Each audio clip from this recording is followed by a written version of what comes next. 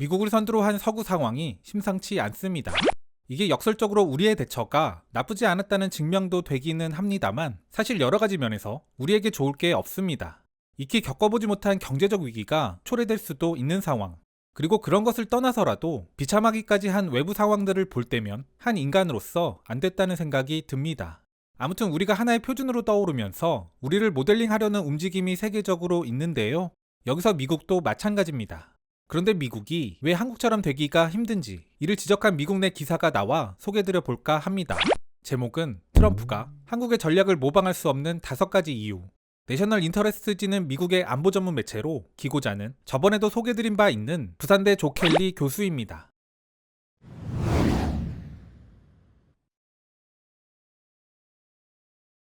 이제 한국은 이 사태에서 서서히 벗어나고 있는 것으로 보인다. 이 때문에 미국이 한국의 성공 방식을 모방해야 한다는 많은 담론들이 미국 내에서 나온다. 중국과 달리 한국은 민주주의 국가. 훨씬 더 억압적인 중국은 분명 다른 국가들의 모범이 될 수도 되어서도 안 된다.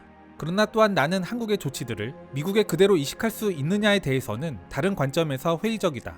여기에는 5가지 이유가 있다. 첫 번째, 규모. 한국 내 거주 인구는 약 5,500만 명으로 미국의 6분의 1 수준이다. 미국 내 감염병 발발 규모의 절대적인 숫자도 훨씬 커지고 있다. 따라서 이를 한국처럼 통제하기 위해서는 훨씬 큰 조직과 관리적 노력이 필요하다. 미국에는 큰 규모의 도시가 한국보다 수십 개는 더 된다. 둘째, 한국은 중앙 집중이 가능하지만 미국은 그렇지 못하다. 한국은 민주주의 국가들 중 가장 중앙 집중적 대통령제를 갖고 있는 나라 중 하나.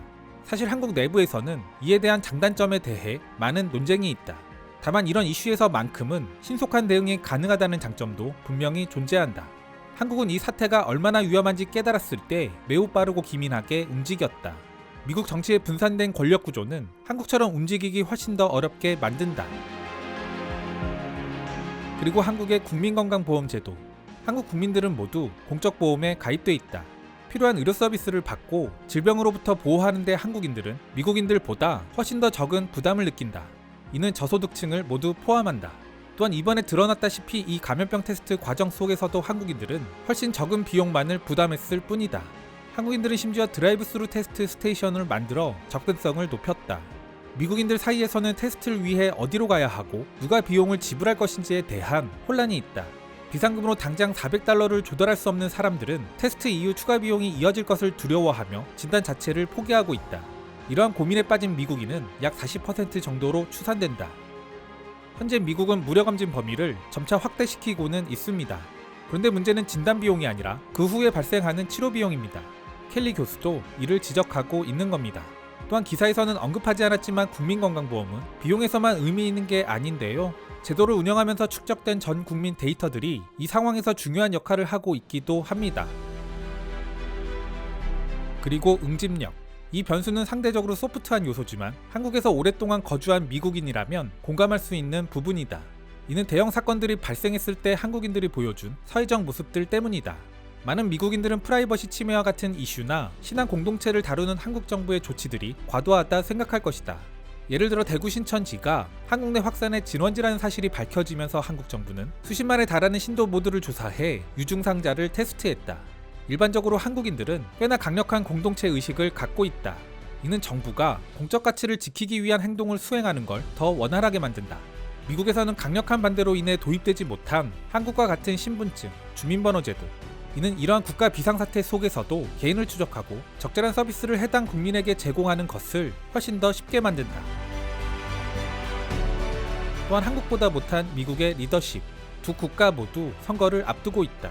한국은 이런 상황에서도 이 감염병을 진지하게 다뤘고 전문가들이 이에 효과적으로 대응할 수 있도록 지원했다. 반면 미국에서는 이 감염병이 세계적으로 확산되는 속에서도 곧 사라질 것이라는 이해할 수 없는 발표를 했다. 언론에 대한 음모론에 빠져있는 트럼프는 이런 방식의 발표를 하는데 거리낄 것이 없었다. 한국은 북한과 중국 바로 옆에 있지만 여기에선 그 어떤 정치인들도 이것이 중국이 만든 무기라는 식으로 의심하는 사람은 없었다. 동시대를 살아가는 사람으로서 나는 앞으로 몇 달 안에 미국이 어떻게 될지, 트럼프의 이 감염병과 관련된 담론 등을 보면서 많은 걱정이 된다. 곧 미국에서는 이 사태가 훨씬 더 악화될 것이다. 잘못된 정보들이 공공연하게 넘쳐나는 것을 보면 꽤나 위태로워 보인다. 세계로 확산되는 공중보건의 위기 상황. 그리고 이후 닥칠 너무나도 뻔히 예상되는 세계적인 경제 위기. 다만 저는 이 단계를 넘어 험난한 경제적 파고까지 잘 이겨낸다면 세계 질서의 상당 부분이 재편될 거라고 봅니다. 그 과정에서 우리는 큰 수혜 국가가 될 가능성이 높다는 생각인데요. 더 나아질 거라는 희망들을 품고 지금의 어려움들을 잘 이겨나갔으면 좋겠습니다. 국가에게나 그 구성원들에게나 기회는 위기의 모습으로 찾아오는 게 아닐까요?